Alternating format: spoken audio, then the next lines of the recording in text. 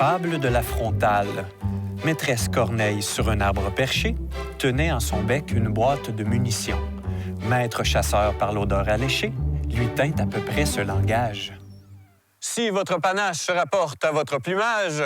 Non, là, c'est assez, là. J'en ai besoin de munitions, là. Je m'en vais à la chasse.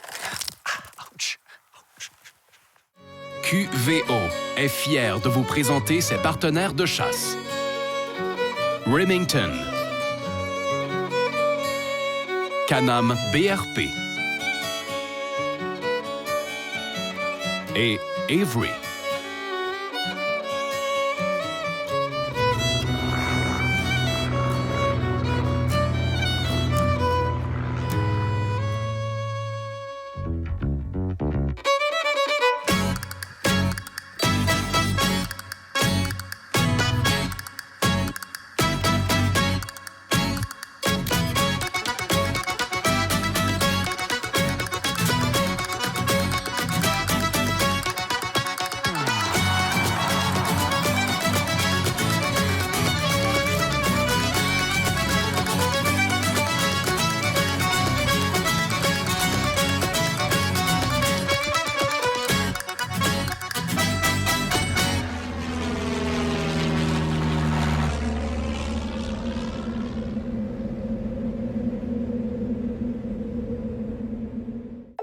Bonjour, mon nom est José Boily pour Québec à vol d'oiseau. Cette semaine, une aventure un peu spéciale, la chasse à la corneille dans l'inconnu.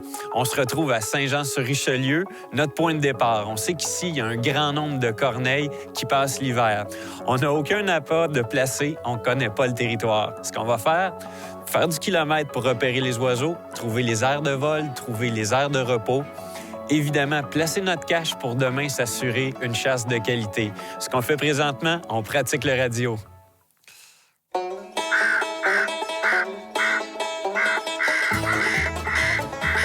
Ça marche,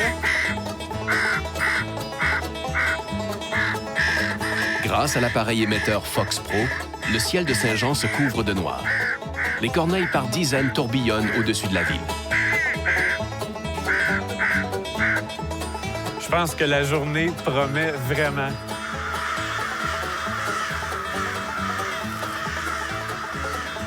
On n'a pas trouvé encore de grande présence de corneilles, donc on va s'informer auprès de la population à savoir s'il y a beaucoup d'oiseaux dans le coin puis si ces oiseaux-là les dérangent.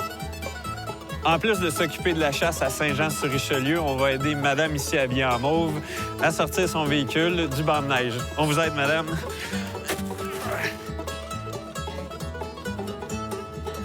Madame Laporte, qu'est-ce que vous pensez des corneilles ici à Saint-Jean-sur-Richelieu? C'est déplaisant parce qu'il y en a énormément à toute heure du jour et à toute période de l'année. C'est vraiment impressionnant comment il y en a ici. Il y en a en masse. Il y en a en masse des corneilles. C'est le plus gros cheptel qu'on n'a pas au Québec. Ça représente combien d'individus environ? Aucune idée. Je pense que j'ai entendu une quarantaine de mille à un moment donné. Excusez, monsieur, avez-vous vu des corneilles? Est-ce que vous avez quelque chose contre la chasse? La chasse? On entend des coups de fusil ici, quelquefois, mais pas vraiment. Ça vous réveille pas le matin? Pas super? Bonne journée! On a des renseignements qu'on a besoin. Il faut aller au sud. Il y a beaucoup de corneilles. Il y en a qui les aiment, il y en a qui les aiment pas. Et on va à la chasse quand même demain. On trouve des corneilles, on trouve des permissions. Si on avait pu choisir une journée parfaite pour faire le repérage, ça aurait sûrement pas été une journée de tempête de neige. Toutefois, les gros flocons nous accompagnent, ça nous donne un décor de qualité. Là, on vient de trouver des oiseaux. Je peux vous dire que le sourire est revenu. Il y a une grande quantité de corneilles qui sont au repos dans les champs en arrière de moi. Ce qu'on va faire, on va chercher notre permission autour ici. On veut pas nécessairement chasser dans ce champ-là parce qu'on trouve pas les éléments que ça nous prend. On veut une belle lisière d'arbres. Mais c'est sûrement dans ce coin-ci qu'on va chasser. En attendant, je prends des photos.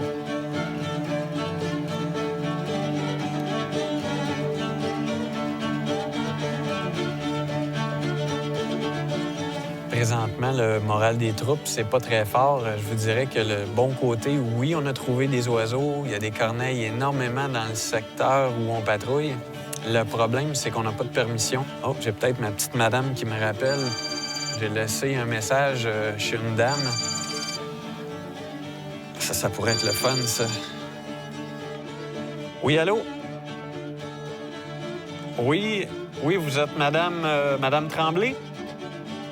Oui, c'est José Boily de Québec à vol d'oiseau. Je vous ai laissé un message sur votre répondeur au sujet de la permission pour la chasse à corneille. Est-ce que c'est quelque chose... Oui?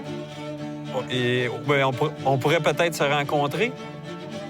Oui, bien, excellent. Et ça me fait tellement plaisir, madame. Si vous saviez le nombre de portes qu'on a cognées pour avoir de permission, on retourne, on se rend chez vous dans quelques minutes. Merci beaucoup.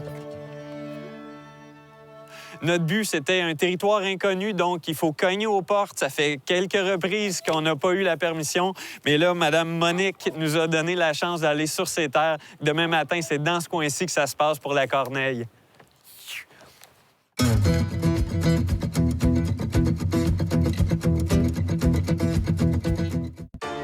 On est rendu à notre petit matin de chasse. Une belle surprise de 30 à 40 cm de nouvelles neiges sont tombées cette nuit.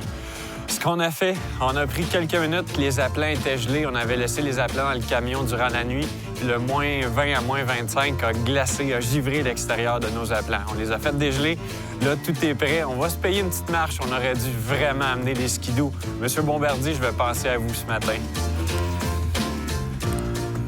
Vous avez sûrement remarqué que, malgré le froid, j'ai gardé mon kangourou. J'ai la casquette sur la tête. La raison, c'est simple. Je veux pas avoir chaud, je veux pas garder ma transpiration. Je veux être capable d'être... que mon corps soit à température vraiment tempérée. J'expulse mon humidité, puis tantôt, quand je vais commencer à avoir froid, je vais remettre mon manteau, je vais mettre ma tuque, puis je serai prêt pour la chasse. Arrivé sur les lieux, il faut prendre le temps de bien construire la cache. Vous voyez que le trou que je suis en train de former est au centre. Ce que je vais couper côté branche va servir de muraille du côté où le vent donne. Donc, on va être pris en sandwich, mais on va être bien caché.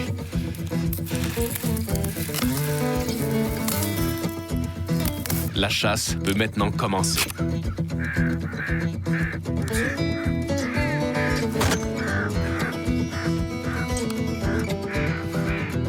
Première de la journée. Je l'applaudis. Il fait pas chaud. La neige vient de commencer. Là, je suis satisfait. Il manque un élément, par contre. Le visuel que je vous parle, je vais aller mettre un ingrédient spécial au centre de mes appelants. Qu'est-ce que c'est? Des chips. Pourquoi? 1, parce que c'est bon. Puis 2, parce que les corneilles au vol vont voir qu'il y a une source de nourriture. Donc, ils vont être moins craintives. On va pouvoir les avoir de plus près.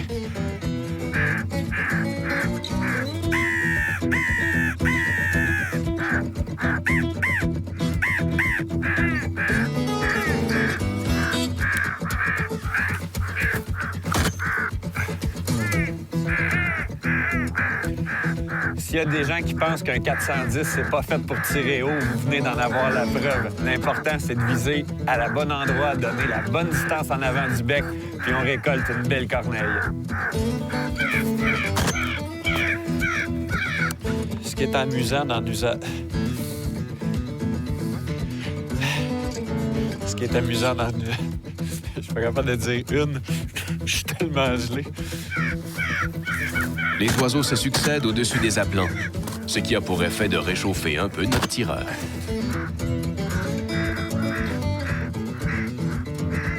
Je vais être obligé de vérifier mon bout de canon parce que je pense qu'il s'est bouché par lui-même. La neige qui rafale cherche à se blottir dans le fusil. Vide. Parfait, on recommence. C'est pas le fusil, c'est le gars.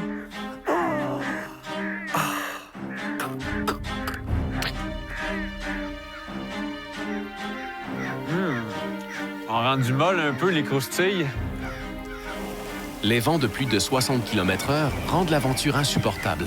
Notre chasseur est sur le point d'abandonner. C'est terrible. En éteignant mon appareil Fox Pro, la journée se termine comme ça. Pour demain, on a quelque chose de spécial. On avait une carte cachée. La carte s'appelle Steve Lemay, qui va nous amener dans un coin secret de chasse à la corneille dans la région. Aujourd'hui, le succès, ça a été de passer la journée au froid dans une température exécrable. Des images, on en a eu. On a réussi à leurrer de 15 à 20 corneilles qu'on a abattues sans les nourrir. Un grand succès. La journée est terminée. On range, on s'en retourne au véhicule. J'ai le QVO usé. À demain. La chronique culinaire, une présentation du livre Chasser au Québec. Cette semaine, le chef Jean-Olivier du restaurant Sagamité vous prépare un suprême de corneille. Aujourd'hui, pour notre recette de corneille, on va prendre nos poitrines de corneille qu'on va donner un petit coup, ciseler un petit peu. Pourquoi les ciseler? Ça va empêcher à notre viande de se rétracter. On va pouvoir faire une cuisson au poêlon.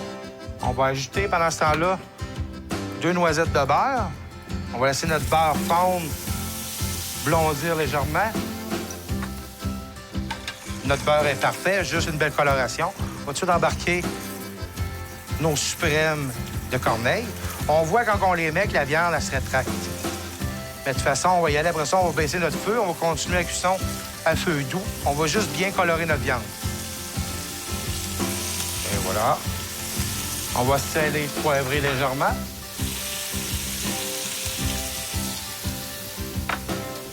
Ensuite, on voit que c'est très rapide. On voit très bien là, que la fibre de la viande, elle bouge.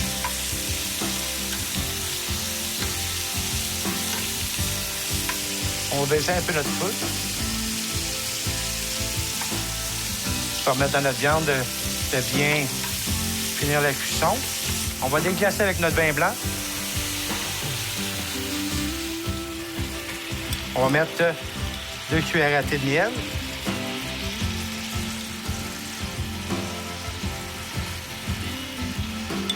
Notre gelée d'Aralia, 2 cuillères. Ensuite, notre moutarde. Moutarde qui va venir oxyder notre corneille parce que c'est une viande de chasse. Et la corneille, bien, on sait que c'est une viande très fibreuse qui va être raide un peu. On va essayer de venir l'attendrir en faisant ça. On va laisser faire une petite réduction.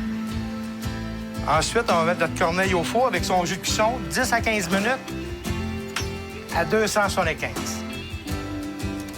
On va sortir notre corneille. On va vérifier la tendreté. Ensuite, on va commencer à la découpe de notre corneille. On va ciseler notre corneille. On voit ici la couleur de la cuisson. Puis je pense que trancher en tranches fines, ça va juste donner en bouche une texture plus agréable. En passant, si vous n'avez pas la gelée pour faire la sauce, vous pouvez prendre une gelée de framboise, une gelée de bleuet, une gelée de pomme. N'importe quelle gelée de fruits va venir donner le même résultat à notre sauce, sauf qu'elle a un goût différent. Fait qu'on va venir déposer notre jus de cuisson, qui était le miel moutarde et la gelée de fruits, avec un peu de vin blanc, dessus notre corneille. Et voici qui conclut la recette de corneille Aralia. Tiens, José, un bon appétit. Merci beaucoup. À découvrir.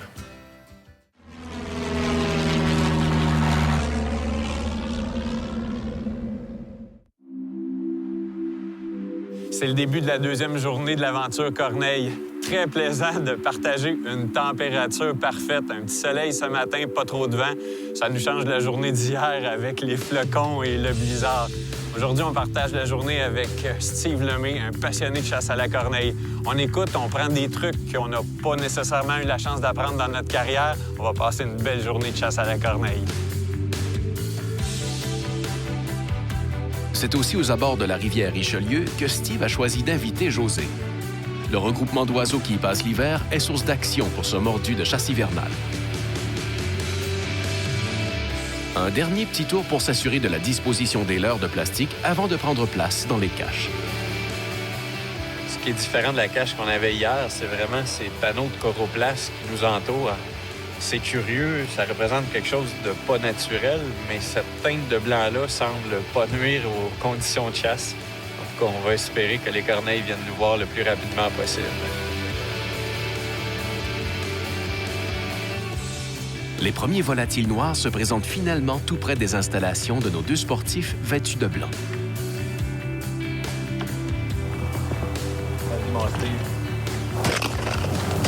OK, je la compte pas, celle-là.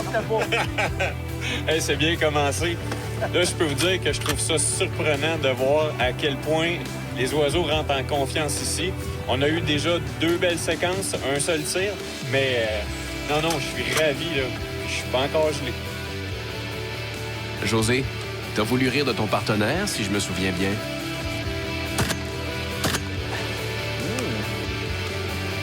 Moi aussi, j'ai manqué ma première série. On va se reprendre. Je l'ai en arrière de nous.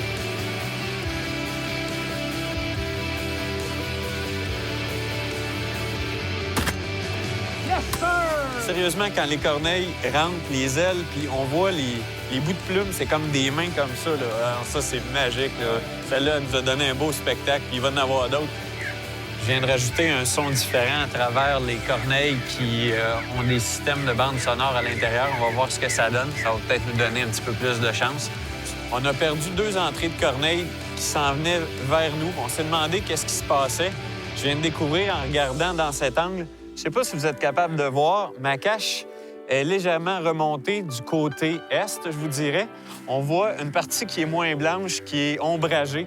Bien, cette partie-là, c'est sûr que les corneilles le voyaient. Fait que je vais jouer un petit peu avec l'équilibre de ma cache, puis on recommence.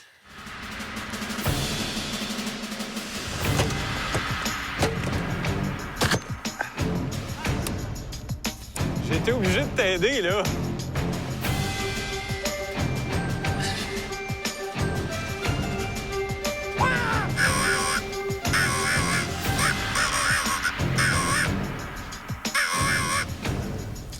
Ça, c'était ma nouvelle série d'appels. J'imite une corneille qui a la bouche pleine. Des fois, ça fonctionne.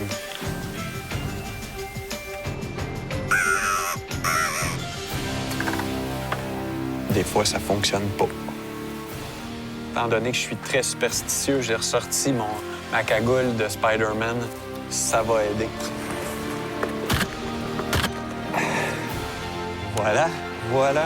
Je vous l'avais dit que la cagoule de Spider-Man était chanceuse. C'est ça. Tu vas chercher des corneilles, pas de fusil, tu payes pour.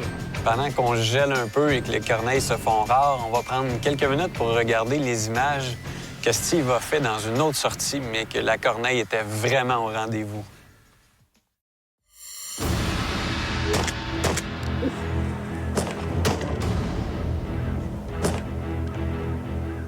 Un peu plus tôt dans la saison, un caméraman de QVO avait accompagné Steve Lemay et son copain Lino Maloney au même endroit pour juger du potentiel de chasse du secteur. La réponse fut vite trouvée. Il fallait produire un tournage à cet endroit avec quelques nuances près. Choisir une période avec plus de neige au sol et mettre de côté les armes de calibre 12 pour n'utiliser que des fusils Remington de calibre 410.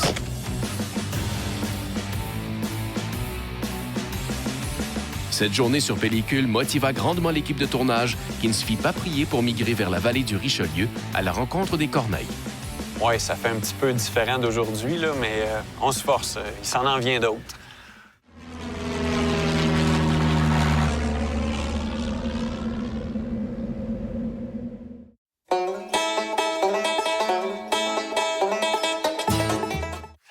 Lorsqu'on chasse en milieu périurbain, c'est important de faire attention d'être à plus de 400 mètres des maisons. Pourquoi? Évidemment, pour des raisons de sécurité. En plus, nous, on est à très bonne distance, mais on a choisi d'utiliser des fusils de petit calibre. Le calibre 410 fait beaucoup moins de bruit que son grand frère, le calibre 12, donc on n'a aucune chance de réveiller la maisonnée qui est en arrière de moi. Pour ce qui est des apprentissages, c'est la première fois aujourd'hui que j'ai la chance de chasser dans un jeu de cartes. Les appelants, il y a du nouveau. Oui, le fameux appelant qui, avec un jeu de va-et-vient, fait semblant de se nourrir. En plus, Steve utilise des appelants qui émettent une bande sonore. Donc, lorsque la corneille arrive en toute liberté, le bruit vient des appelants. Elle ne nous trouve pas dans la cache parce que le son ne sort pas de nos appos. Enfin, tout comme moi, Steve utilise les appelants recouverts de velours qui, sur un piquet, sont capables de se mouvoir. Du réalisme, il y en a amplement, donc la chasse se continue. Saviez-vous que dans une munition de 410 3 pouces en numéro 4, il y a 93 billes et qu'il faut avoir un très bon œil pour enligner le canon justement pour récolter une corneille? Il n'y a pas vraiment de corneilles ici parce que possiblement qu'ils sont tous ailleurs ou que l'ailleurs n'est pas proche. C'est un peu ça que je voulais vous dire.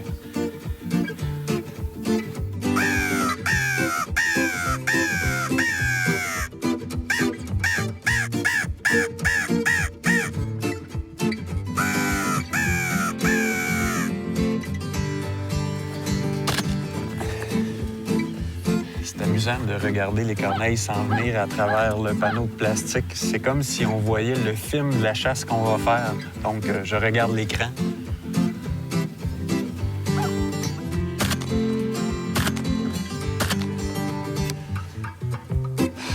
Ah, c'est venu pas mal proche. Ah, c'est venu proche. Pas mal proche. Il aurait fallu que je tire pas poche. Enfin, les corneilles s'activent dans un mouvement inespéré. Leur corridor de vol pour retourner à la ville, là où elles passent la nuit, se trouve tout près des cages de nos tireurs. Oh!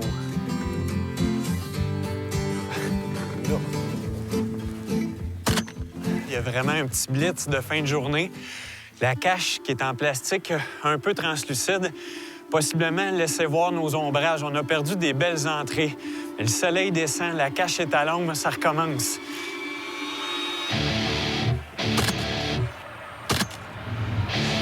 Bon, Steve!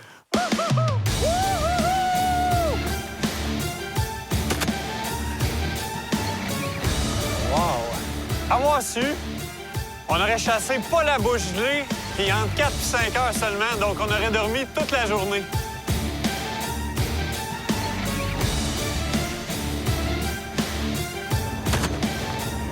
Depuis 10 minutes, c'est intense. Je manque de munitions, j'en reprends dans ma boîte, les corneilles arrivent de partout. Hey, ça, c'est vraiment terminer un film comme je l'apprécie. Est-ce que je pourrais en avoir une autre? Notre aventure de chasse à la corneille dans le coin de Saint-Jean-sur-Richelieu tire à sa fin. Une aventure moyennement fructueuse, mais une aventure où on s'est imposé des défis. Chasser dans un coin qu'on connaissait pas, chasser la corneille avec des fusils de petit calibre. Merci à Steve Lemay de nous avoir accompagnés. Suivez-nous dans nos aventures. Québec à vol d'oiseau. QVO vous a été présenté par Remington, Can-Am BRP et Avery.